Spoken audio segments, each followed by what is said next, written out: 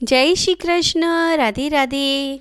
श्री कृष्ण गोविंद हरे मुरारे, हे नाथ नारायण वासुदेवाय। मित्रों, આજે આપણે ફાગણ માસ કથાનો ત્રીજો ભાગ કરીએ। ત્રીજા દિવસની કથા શ્રીમદ ભાગવત મહાપુરાણ, 7મો સ્કંદ, ત્રીજો અધ્યાય। હિરણ્યકશ્યપુની તપસ્યા અને વરદાન પ્રાપ્તિ। નારદજીએ કહ્યું, હે રાજન યુધિષ્ઠિર, હવે હિરણ્યકશ્યપુએ એવો વિચાર કર્યો કે હું અજેય, અજર, અમર અને સમસ્ત સંસારનો એક છત્ર સમ્રાટ બની જાઉં, કે જેથી કોઈ મારી સામે ઊભો સુધા રહી શકે નહીં। આ માટે તે મંદ્રાચલની તળેટીમાં જઈને અત્યંત દારૂણ તપ કરવા લાગ્યો।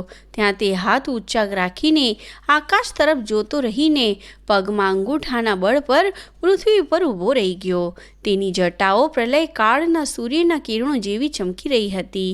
જ્યારે તે આ પ્રમાણે તપમાં સંલગ્ન થઈ ગયો ત્યારે દેવો પોતપોતાના સ્થાનો અને પદો પર ફરીથી પ્રતિષ્ઠિત થઈ ગયા।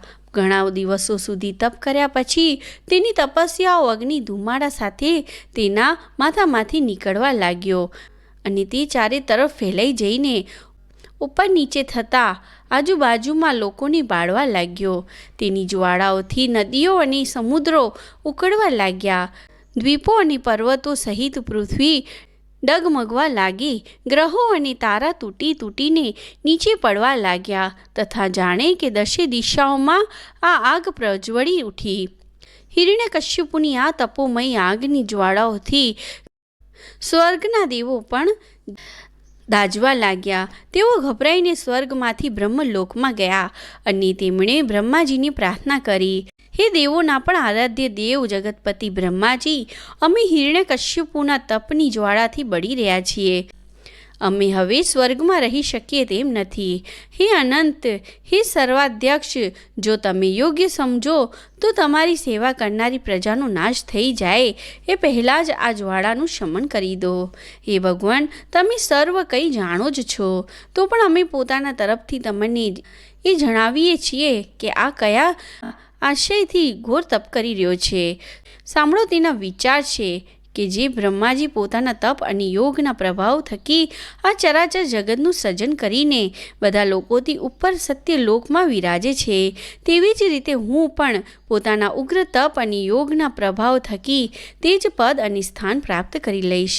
કારણ કે સમય અસીમ છે અને આત્મા નિત્ય છે। એક જન્મમાં નહીં તો અનેક જન્મોમાં, એક યુગમાં નહીં તો અનેક યુગોમાં પોતાના તપોબળથી હું પાપ પુણ્ય વગેરેના નિયમોને બદલી નાખીને આ સંસારમાં એવું ઉલટું સુલટું કરી દઈશ કે જેવું પહેલાં ક્યારેય હતું નહીં। વૈષ્ણવ વગેરે પદોની તો શી વિસાત, કારણ કે કલ્પના અંતમાં તેમણે પણ કાળનો કોળિયો બનવું પડે છે। અમે સાંભળ્યું છે કે આવી હઠ લઈને જ તે ઘોર તપ કરવા મચી પડ્યો છે। તમે ત્રણેય લોકના સ્વામી છો, હવે તમે જે યોગ્ય સમજો તે કરો। હે બ્રહ્માજી, તમારું આ સર્વશ્રેષ્ઠ પરમમેષ્ઠી પદ બ્રાહ્મણો અને ગાયોના સ્વધર્મ, કલ્યાણ, વિભૂતિ, કુશળ ક્ષેમ અને વિજય માટે જ છે। જો આ પદ હિરણ્યકશ્યપુને હસ્તગત થઈ જશે તો સજ્જનો પણ સંકટોના પહાડ તૂટી પડશે। હે યુધિષ્ઠિર, દેવોએ જ્યારે ભગવાન બ્રહ્માજીને આ પ્રમાણે નિવેદન કર્યો ત્યારે તેઓ ભૃગુ, દક્ષ વગેરે પ્રજાપતિઓની સાથે હિરણ્યકશ્યપુના આશ્રમ પર ગયા। ત્યાં જઈને પહેલાં તો તેઓ તેને જોઈ જ ન શક્યા, કારણ કે ઉધઈની માટી, ઘાસ અને વાંસના વૃક્ષોથી તેમનું શરીર ઢંકાઈ ગયું હતું। કીડીઓ તેના મેદ, ચરબી, ત્વચા, માંસ અને લોહી ચાટી ચૂસી ગઈ હતી। વાદળોથી ઢંકાયેલા સૂર્ય જેવો તે પોતાના તપના તેજથી લોકોને તપાવી રહ્યો હતો। તેને જોઈને બ્રહ્માજી પણ વિસ્મિત થઈ ગયા। પછી તેમણે હસતા હસતા કહ્યું, બ્રહ્માજીએ કહ્યું, હે કશ્યપ સૂત હિરણ્યકશ્યપુ, ઉઠો, જાગો, તમારું કલ્યાણ થાઓ। હવે તમારી તપસ્યા સિદ્ધ થઈ ગઈ છે। હું તમને વરદાન આપવા આવ્યો છું। તમારી જે ઈચ્છા હોય નિસંકોચપણે તે માંગી લો। મેં તમારા હૃદયનું અદ્ભુત બળ જોઈ લીધું અને મચ્છરે તમારું શરીર ફોલી ખાધું છે, તો પણ તમારા પ્રાણ અસ્થિ માત્રના સહારે ટકેલા છે। આવી કઠણ તપસ્યા આ પહેલાં ભૂતકાળમાં કોઈ ઋષિએ કરી નથી અને આગળ પણ કોઈ કરી શકશે નહીં. ભલા એવું તે કોણ છે કે જે દેવતાઓના 100 વર્ષ સુધી પાણી વિના જીવિત રહી શકે? હે નીતિનંદન હિરણ્યકશ્યપુ, તમારું આ કામ મોટા ધીર પુરુષો માટે પણ દુષ્કર છે. મને તમે પોતાની આ તપોનિષ્ઠાથી પોતાના વશમાં કરી લીધો છે. હે અસુર શ્રેષ્ઠ, આનાથી પ્રસન્ન થયેલો હું તમે જે કંઈ માંગો તે આપી દઈશ. તમે છો મરણ ધર્મ અને હું છું અમર, તેથી તમને મારું આ દર્શન નિષ્ફળ થઈ શકે નહીં. નારદજી કહે છે, હે યુધિષ્ઠિર, આ પ્રમાણે કહીને બ્રહ્માજીએ તે હિરણ્યકશ્યપુના કીડીઓથી ફોલી ખવાયેલા શરીર પર પોતાના કમંડળનું દિવ્ય અને અમોઘ કદી નિષ્ફળ નહીં થનારું પ્રભાવશાળી જળ છાંટ્યું. જેમ લાકડાના ડગલામાંથી આગ ભભૂકી ઉઠે તેવી જ રીતે તે જળ છાંટતા જ વાસ અને ઉધઈની માટી વચ્ચેથી તે બહાર નીકળી ઊભો થઈ ગયો. તે સમયે તેનું શરીર બધા અવયવોથી સંપૂર્ણ તેમજ બળવાન થઈ ગયું. ઇન્દ્રિયોમાં શક્તિ આવી ગઈ અને મનમાં ચેતના આવી ગઈ. તેના બધા અંગો વજ્ર જેવા કઠોર અને તપાવેલા સુવર્ણ જેવા ચમકદાર થઈ ગયા હતા. તે નવયુવાન થઈને ઊભો થઈ ગયો. તેણે જોયું કે આકાશમાં હંસ પર આરૂઢ બ્રહ્માજી ઉપસ્થિત છે. તેમને જોઈને તેને ઘણો આનંદ થયો. પોતાનું માથું જમીન પર ટેકવીને તેણે તેમને નમસ્કાર કર્યા. પછી હાથ જોડીને નમ્ર ભાવે ઊભો થયો અને અત્યંત પ્રેમપૂર્વક પોતાના નિષ્પલક નેત્રોથી તેમને નિહાળતો રહીને ગદગદ વાણીથી સ્તુતિ કરવા લાગ્યો. તે સમયે તેના નેત્રોમાંથી આનંદના અશ્રુ ઉભરાઈ રહ્યા હતા અને આખું શરીર પુલકિત થઈ રહ્યું હતું. હિરણ્યકશ્યપુએ સ્તુતિ કરતા કહ્યું, હે પ્રભુ, કલ્પના અંતરમાં સમસ્ત સૃષ્ટિ કાળથી પ્રેરિત તમોગુણથી ગાઢ અંધકારથી ઢંકાઈ ગઈ હતી. તે સમયે સ્વયં પ્રકાશ સ્વરૂપ આપે પોતાના તેજથી તેને ફરીથી પ્રગટ કરી હતી. આપ જ પોતાના ત્રિગુણમયી રૂપે આ સૃષ્ટિની રચના, તેનું રક્ષણ અને તેનું સંહાર કરો છો. આપ રજોગુણ, સત્વગુણ અને તમોગુણના આશ્રય છો. આપ જ સર્વાતીત અને મહાન છો. આપને હું નમસ્કાર કરું છું. આપ જ જગતનું આદિ કારણ છો. જ્ઞાન અને વિજ્ઞાન આપની મૂર્તિઓ છે.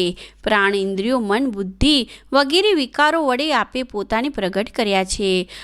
આપ મુખ્ય પ્રાણ શુદ્ધાત્મા રૂપે ચરાચર જગતને પોતાના નિયંત્રણમાં રાખો છો. આપ જ પ્રજાના રક્ષક પણ છો. હે ભગવાન, ચિત્ત, ચેતના, મન અને ઇન્દ્રિયોના સ્વામી આપ જ છો. પંચભૂતો, શબ્દાદિ વિષય અને તેમના સંસ્કારોના રચયિતા પણ મહત્તત્વના રૂપમાં આપ જ છો. હોતા, અધર્વ્યો, બ્રહ્મા અને ઉદ્ગાતા, આ ઋત્વિજોથી થતા યજ્ઞનું પ્રતિપાદન કરનારા વેદ આપનું જ શરીર છે. તેમના વડે જ આપ અગ્નિષ્ઠોમ વગેરે 7 યજ્ઞોનો વિસ્તાર કરો છો. આપ જ સમસ્ત પ્રાણીઓના આત્મા છો, કારણ કે આપ અનાદિ, અનંત, અપાર, સર્વજ્ઞ અને અંતર્યામી છો.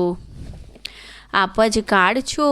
આપ પ્રતિક્ષણ સાવધાનીપૂર્વક પોતાના ક્ષણ, લવ વગેરે વિભાગો વડે લોકોનું આયુષ્ય ક્ષીણ કરતા રહો છો. આમ છતાં આપ તો નિર્વિકાર જ છો, કારણ કે આપ જ્ઞાન સ્વરૂપ પરમેશ્વર, અજન્મ, મહાન અને સમસ્ત જીવોના જીવનદાતા અંતરાત્મા છો. હે પ્રભુ, કાર્ય, કારણ, ચલ, અચલ એવી કોઈ પણ વસ્તુ નથી કે જે આપનાથી ભિન્ન હોય. સમસ્ત વિદ્યાઓ અને કળાઓ એ આપનું શરીર છે.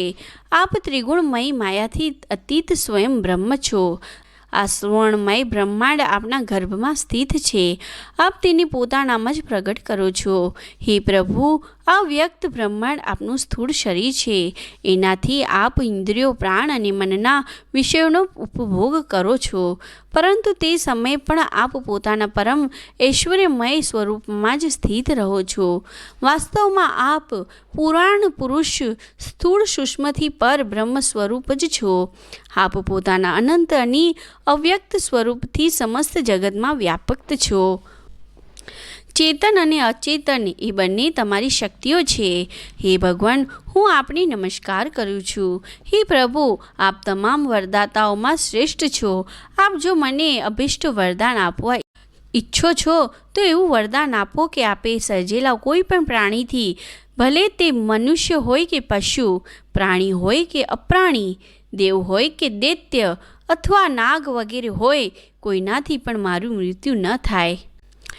અંદર કે બહાર, દિવસે કે રાત્રે, આપે સર્જેલા પ્રાણીઓ ઉપરાંત અન્ય કોઈ પણ જીવથી, અસ્ત્ર કે શસ્ત્રથી, પૃથ્વી પર કે આકાશમાં ક્યાંય પણ મારું મૃત્યુ ન થાય. યુદ્ધમાં કોઈ મારો પ્રતિકાર ન કરી શકે. હું સમસ્ત પ્રાણીઓનો એક છત્ર સમ્રાટ થાઉં. ઇન્દ્ર વગેરે સમસ્ત લોકપાલોમાં જેવો આપનો મહિમા છે તેવો જ મારો પણ થાય.